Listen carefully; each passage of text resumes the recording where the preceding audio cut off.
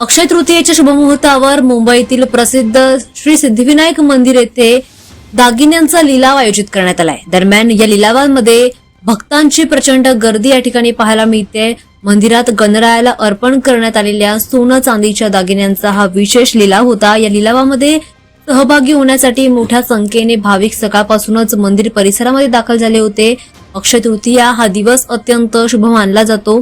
या दिवशी दागिने त्यासोबतच दागिने खरेदी किंवा गुंतवणूक करण्याला विशेष महत्त्व दिलं जातं। मंदिर प्रशासनाकडून सांगण्यात आलंय की बाप्पाला अर्पण केलेल्या मौल्यवान दागिन्यांचा लिलाव दरवर्षी पार पडतो आणि यामधून मिळणारा निधी विविध सामाजिक आणि धार्मिक उपक्रमांसाठी वापरला जातो। यंदाही लिलावामध्ये भाविकांनी उत्स्फूर्तपणे प्रतिसाद दिला, मोठ्या प्रमाणामध्ये सहभाग नोंदवला। अनेकांनी श्रद्धेने दागिने खरेदी करत गणरायाचा आशीर्वाद देखील घेतलाय। अक्षय तृतीयेच्या निमित्ताने मंदिरांमध्ये विशेष पूजा, दर्शन आणि धार्मिक कार्यक्रमांचं आयोजन करण्यात आलं।